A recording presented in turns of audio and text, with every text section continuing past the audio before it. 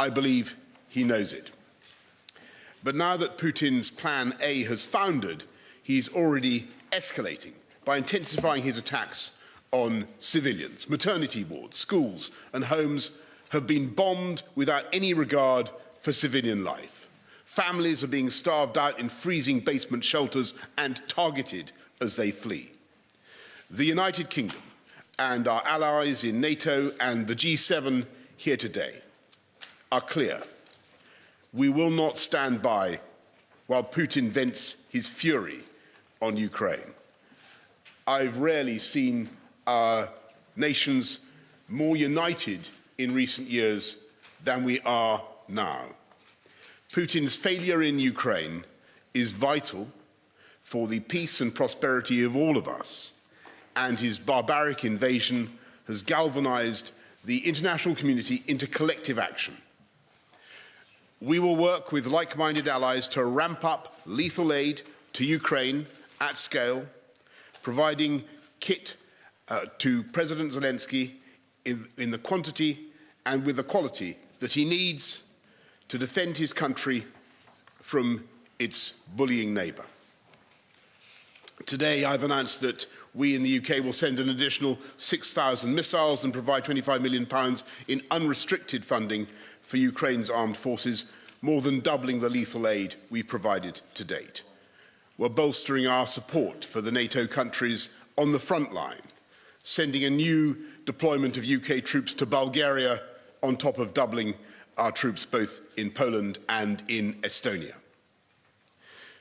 This is just the beginning. We must support a free and democratic Ukraine in the long term. This is a fellow European democracy fighting a war of national defence. NATO and G7 leaders were also united today in our determination to continue turning the screws on the Kremlin's war machine, including by weaning ourselves off Russian oil and gas and reshaping global energy security. The UK has already hit over 1,000 Russian individuals and entities in our toughest ever sanctions, and the Foreign Secretary has announced 65 new sanctions against Russian banks, weapons manufacturers and oligarchs just this morning.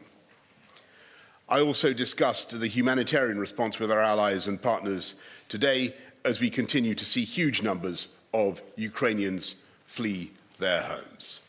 And the message that President Putin can take from today's extraordinary meeting of NATO and the G7 is this: Ukraine is not alone.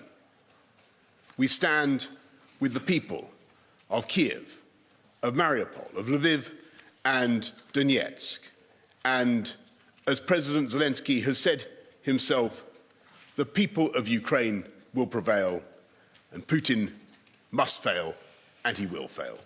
Thank you all very much, and I'm going to take a few questions from as many of you as I can, though we have to rush for a plane. Let's go to Nick Beake of the BBC. Nick. Prime Minister, thanks very much. You say that you're sending to Ukraine. Thank you, Prime Minister. You say that you're sending the quality and quantity of weapons that Ukraine deserves and needs, but it was clear from what President Zelensky was saying to you and other world leaders that he would like more. So first of all, are you comfortable with the level of weapons you're sending collectively?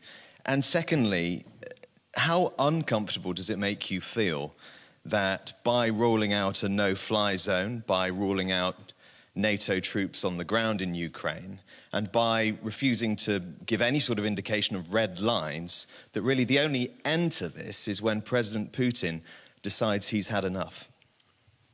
Well, thanks very much, Nick. And you're right to put your finger on the agony that everybody feels in this group, all Western countries, the whole of NATO, the G7, about our inability to do more to help given the constraints we face. And I think it's fair to say that there isn't a Western democracy that's currently contemplating putting boots on the ground in Ukraine.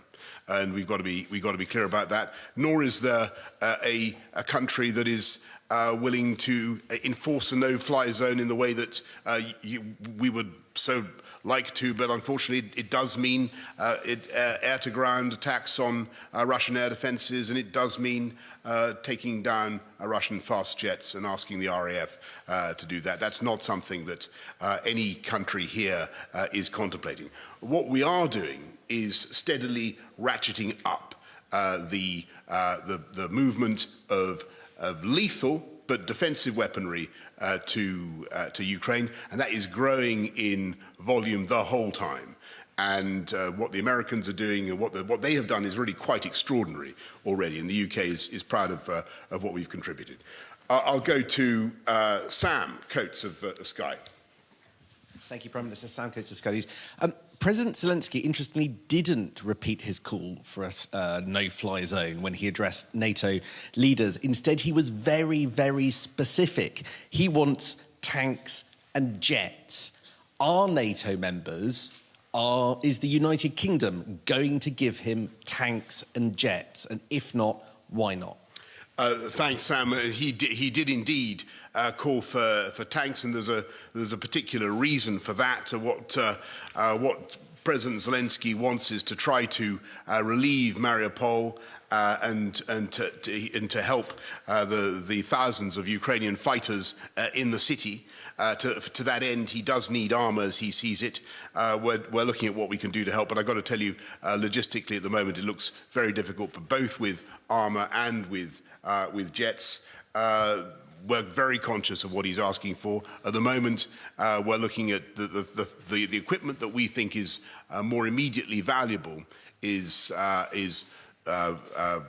missiles that will enable the Ukrainians to protect themselves against bombardment from the air, but also to deal with the Grad rocket launchers, the Russian heavy artillery. That is doing such death and dealing such death and destruction in the cities. And there, I think, if we can really help them, that would be extremely valuable, because they need protection from that absolutely merciless onslaught from artillery and from the rocket launchers. James Mates, ITV. Prime Minister, you've also spoken about weaning Europe off Russian oil and gas. There'll be a discussion tonight that you won't be part of at the European Council. Is Europe doing enough? Are the Germans doing enough? What will Britain do to help other countries who rely more on Russian oil and gas to wean themselves off it? Thanks, James. Look, and I just want to say that this is easier for some countries than it is for others, and everybody can see that. And clearly, the dependency in Germany and in Italy is very strong, and there are many other European countries that depend on Russian gas. But what they're all doing is moving to extricate themselves from that position and to avoid being blackmailed by Vladimir Putin. And I think that what Olaf Scholz has done, the steps that they're taking, I think it's heroic. And I applaud what Germany is doing. They've set themselves deadlines to move away from oil and gas. I don't think it'll be easy. And the Italians are doing the same. I don't think it'll be easy for them. But it's the right thing to do in the long term, in the medium term. And we will help. Of course, and one of the ways that I think we should all work together is in the sharing and the development of alternative provision, not least wind power. I mean, the Baltic countries, for instance, are heavily dependent on gas, but they have a fantastic future as generators of clean renewable energy. We want to help that. We have a lot of experience of it. Jason Graves, Daily Mail. Thanks, Prime Minister. The Kremlin has named you today as their public enemy #1, saying you're leading the kind of anti-Russian resistance internationally. I wondered why you thought that had happened, whether you thought we were going to get any blowback back home from that, and how you feel about it. And you just mentioned wind farms. Is the price of all this going to be sort of going back to having more onshore wind farms back home? Okay, well, there's a couple of points there, Jason. First of all, I think it's very, very important for everybody to understand that I don't think there's a single person round the table in NATO or the G7 who is against Russians or the Russian people. Absolutely not, least of all me. I think I'm probably the only Prime Minister in UK history to be called Boris. You know, I have that distinction, and I'm not remotely anti-Russian. But I think what we all agree is that what Vladimir Putin is doing, the way he's leading Russia at the moment, is utterly catastrophic, that his invasion of Ukraine is inhuman and barbaric, and the conduct of that invasion is now moving into the type of behavior that, as I said before, we haven't seen in the continent of Europe for 80 years. It's horrific. So you can be sympathetic towards ordinary Russians who are being so badly led, but you can be deeply hostile to the decisions of Vladimir Putin, the way he's leading his country. And sorry, you had another question about onshore wind. Look, I want to be clear. I think the massive opportunity for the UK is in offshore wind, and we've got good at that. We were, until very recently, I'm slightly to my irritation, we seem to be overtaken now by China, but we were until recently the biggest producer of offshore wind in the world. And one of the things I want to be setting out in the forthcoming British energy security strategy is how we can regain our lead as the #1, and where we're going to be doing it. And I think you can do it in a completely environmentally friendly way. You can generate phenomenal quantities of renewable energy at zero marginal cost, and it is the way forward. Euronews, Meave McMahon.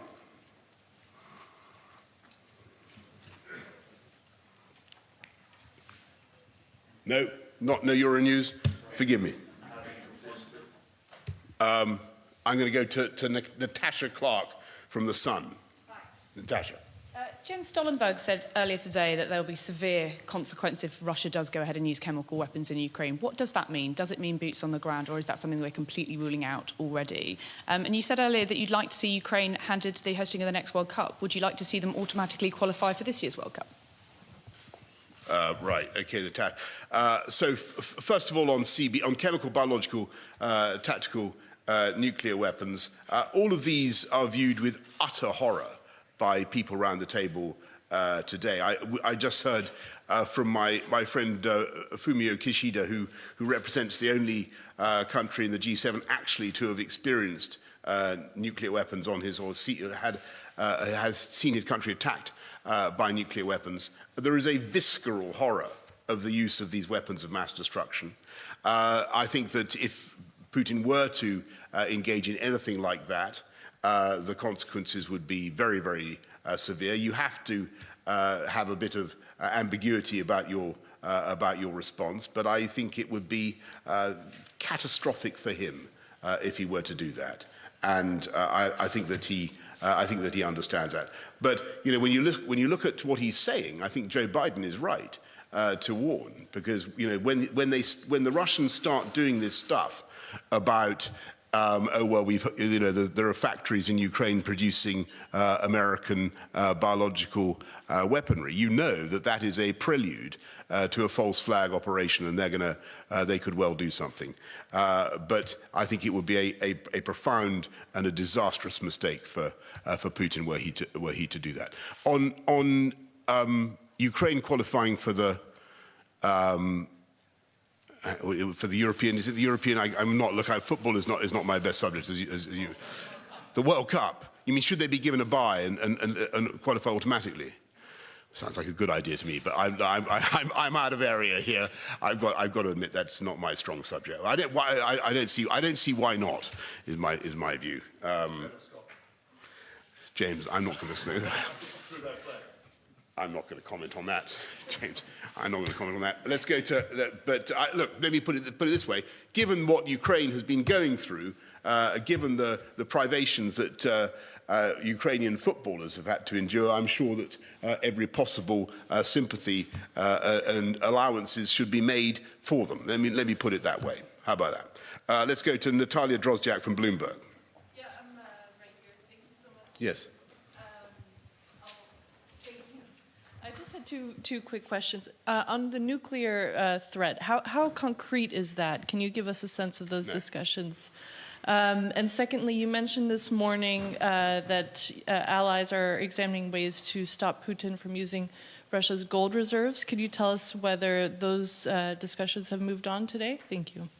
Yeah, thanks, Natalia. So I think it's very important to stress that I think that the discussion of the use of nuclear weapons is a distraction, and it's intended to be a distraction from what is really going on. And that is a savage attack with conventional means on innocent people in urban centers in Ukraine. Absolutely barbaric use of artillery and mortars and rockets as I've described, thermobaric bombs included, it now seems. That is what is going on. And what we're talking about is the right of the Ukrainian people to be equipped with the weapons to defend themselves. And all discussion of nuclear weapons is intended to frame this as a confrontation between Russia as a nuclear power and other nuclear powers. That's not what's going on. What's going on is a confrontation between Russia and entirely innocent people in Ukraine. That's what it's between. And what we're trying to do is help those people. And I think that is morally the right thing to do. On gold reserves, there is evidence that the Russians may be trying to get round. I mean, the Russians are obviously going to try to get round the sanctions on their gold, and we're taking steps to try to make sure that there's no leakage, no sale of bullion into markets around the world. And that's what we're working on. Last question to Steve Swinford of The Times. Prime Minister, just to come back to Natasha's question, we heard from from a Western official today that if Russia did use chemical weapons in Ukraine, it would be highly unlikely that there would be a military intervention from NATO. Can I just clarify, are you in that position, or would you rule that out, or do you think it's possible that we could have a military intervention? Is it something you're prepared to consider? I just want to repeat the answer I gave to Natasha, which is I think that any such action would be not only morally repugnant, indefensible, but disastrous for Putin as well. And I think, well, I'm afraid I'm going to have to leave it there and rush for the plane. I'm under strict instructions. Thank you all very much. Thank you. Thank you.